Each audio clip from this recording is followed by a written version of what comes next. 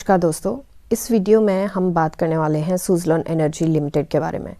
काफ़ी अच्छे रिटर्न दिए हैं अपने इन्वेस्टर्स को इस स्टॉक ने। अब थोड़ा सा ये उस अच्छी स्टेज पे नहीं है, थोड़ा सा डाउन मूव इसको मिला था, देन अभी थोड़ा सा साइडवेज है। तो लेट्स सी कि शॉर्ट टर्म में क्या दिखा सकता है स्टॉक और लॉन्ग टर्म में क्या हो सकता है। तो अभी के लिए सबसे पहले तो पी चेक करें तो पी इंडस्ट्री पी से काफ़ी नीचे है, जो कि एक काफ़ी स्ट्रॉन्ग प्लस पॉइंट है। आज इसको 1% का डाउन मूव मिला है। इनफैक्ट मार्केट के सेंटिमेंट आज अच्छे थे, फिर भी इसको डाउन मूव मिला है। पैग रेशो काफ़ी अच्छी स्टेज पे है। स्टॉक 50, 200 एंड 100 तीनों डीएमए से नीचे ट्रेड कर रहा है। अब यहाँ पे रिजल्ट जब इसका आया था तो क्वार्टर ऑन क्वार्टर तो कुछ खास अच्छा हमें यहाँ पे नहीं देखने को मिला था, बट ईयर ऑन ईयर हमें थोड़ा सा जंप देखने को मिला था। अब यहाँ पे बहुत सारी चीज़ें होती है, बुक्स की calculation, other income and what not, taxes and बहुत सारी चीज़ें। हमें बेसिकली यहाँ से पता चलता है कि कंपनी काम कर रही है, नहीं कर रही है, और कर रही है तो कैसा कर रही है। यहाँ पे ऑपरेटिंग प्रॉफिट मार्जिन इसका कितना है, ये दो लाइंस काफ़ी इंपॉर्टेंट रोल प्ले करती हैं। और इन दो लाइंस को देखें तो वैसे बुक्स में बहुत सारा कुछ निकल के आता है, जो numbers they speak really loud, but यहाँ से हमें डीपली पता चलता है कि कंपनी का काम, जो इसका कोर बिजनेस है, वो कैसा चल रहा है। तो कोर बिजनेस में अगर देखें क्वार्टर ऑन क्वार्टर बहुत अच्छा रहा है और ईयर ऑन ईयर भी बहुत अच्छा रहा है। तो मुझे लगता है कि ये नंबर्स जो हैं वो जब ये बहुत शोर मचाते हैं तो ये टेम्परेरी होता है। अगर लॉन्ग टर्म में अगर देखा जाए तो मुझे लगता है कि कंपनी अच्छा काम कर रही है। एंड थोड़ा सा ऑफ कोर्स इतने अच्छे रिटर्न्स देने के बाद, इतनी स्ट्रॉन्ग रैलीज देने के बाद थोड़ा स्टॉक सेटल होता है। और ये सिर्फ इस स्टॉक की बात नहीं है, हर एक स्टॉक सेटल होता है। अभी के लिए स्टॉक पता कहाँ घूम रहा है, जहाँ पे ये फरवरी 2024 में था, जून 2024 में था, देन इसने मार्च, फेब एंड मार्च 2025, तो बेसिकली 2 साल पहले, 1 साल पहले इसी स्टेज पे स्टॉक था। अब अच्छी बात यह है कि यहाँ पे डिमांड जोन है, काफ़ी स्ट्रॉन्ग यहाँ से रैली मिली थी, डिमांड जोन है। यहाँ से अगेन हमें छोटू सी रैली मिली थी, डिमांड जोन है। अब फिर से ये कोशिश कर रहा है यहाँ से निकलने की, तो लेट्स सी कि कब तक ये निकल पाता है। थोड़ा सा एनालाइज करते हैं इसको।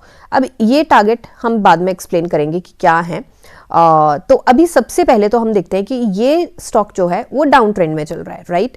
एंड अपने मीडियन को ये ब्रेक करने की कोशिश कर रहा है, थोड़ा सा ऊपर भी जा रहा है, बट अपने इस मीडियन को ये ब्रेक नहीं कर पा रहा है। इसको थोड़ा सा हम लाउड कलर ले लेते हैं, ओके। तो इस ये जो डॉटेड लाइन है ब्लू कलर की, इस मीडियन को ये ब्रेक करके ऊपर नहीं जा पा रहा है, सस्टेन नहीं कर पा रहा है, जा रहा है बट सस्टेन नहीं कर पा रहा है कुछ अच्छे तरीके से। तो सबसे पहले तो ये कंफर्मेशन है हमारी, जब ये इसको ब्रेक करके ऊपर सस्टेन कर जाएगा, लाइक 2-3 दिन के लिए हमें देखना पड़ेगा। लाइव मार्केट में ऑफ कोर्स देखें, क्योंकि इसका प्राइस बैंड जो है वो भी काफ़ी अच्छा है, तो एकदम से निकल भी सकता है। कोई गुड न्यूज़ आ जाए तो इसको पुश ज़रूर मिल सकता है। मार्केट सेंटिमेंट अभी काफ़ी अच्छे स्टेज पे है, तो लेट्स सी क्या देखने को मिलता है। बट कंफर्मेशन कैंडल हमें ज़रूर चाहिए। कंफर्मेशन कैंडल के बाद ये डाउन ट्रेंड में है अभी, तो डाउन ट्रेंड का, ट्रेंड रिवर्सल का इंडिकेशन भी हमें ज़रूर चाहिए जब ये चैनल ब्रेक करेगा। और चैनल ब्रेक करना इसके लिए काफ़ी ज़्यादा स्ट्रगल होगा। पहले तो ये रेजिस्टेंस पिछले 2 साल की है, तो इसको ब्रेक करना मुश्किल होगा, जो इसका पिवट बना हुआ है।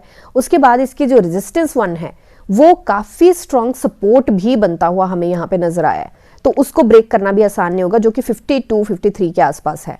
तो मुझे लगता है शॉर्ट टर्म में अपना रिस्क एपेटाइट ज़रूर देख के चलें एंड बहुत कैलकुलेट करके यहाँ पे एंट्री बनानी पड़ेगी। बट लॉन्ग टर्म के लिए मुझे लगता है काफ़ी अच्छा है। अब ये जो टारगेट है, जिसको मैंने बोला था कि इसको हम बाद में एक्सप्लेन करेंगे, तो ये टारगेट जो है वो एनालिस्ट के हैं, फंड हाउसेज के हैं, और उन्होंने यहाँ पे बात करी है 75 रुपीज़ तक ये स्टॉक जा सकता है। तो मैं इसको लॉन्ग टर्म ही लेके चलूंगी। लॉन्ग टर्म से मेरा मतलब, वैसे तो मैं 1 साल का लेके चलती हूँ, तो यहाँ पे लॉन्गर रन का मैं जरूर लगा सकती हूँ कि कम से कम मुझे लगता है 2 क्वार्टर, ये क्वार्टर खत्म होने वाला है, 1 महीना, मतलब क्या 1.5 महीने के आसपास लगा लेते हैं कि 1.5 महीना बचा है, उसके बाद एक और क्वार्टर।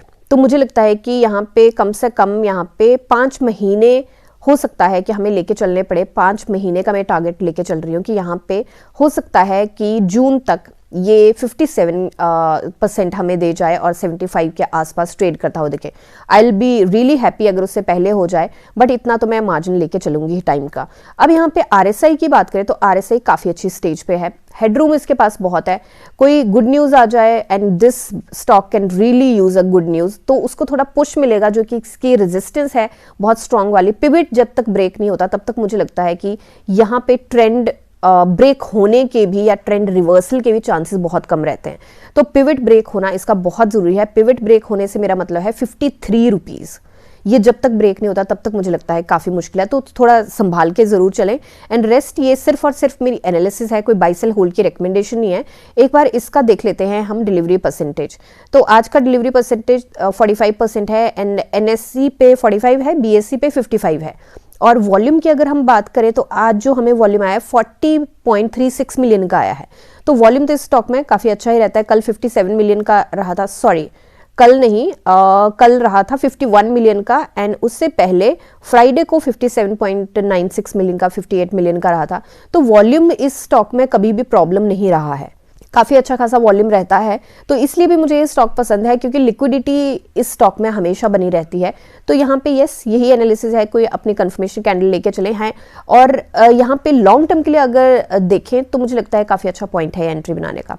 लॉन्ग टर्म मतलब जो 6 मंथ्स का मैं टारगेट लेके चली हूँ, 5 to 6 मंथ्स का, तो उसके लिए मुझे लगता है काफ़ी अच्छा पॉइंट रहेगा ये। अगर बहुत ज़्यादा शॉर्टी नहीं है तो मुझे लगता है ट्रेंचेस में भी एंट्री बनाई जा सकती है यहाँ पे। तो ये मेरी एनालिसिस है। मिलता है नेक्स्ट वीडियो में, तब तक के लिए शुक्रिया एंड हैप्पी इन्वेस्टिंग।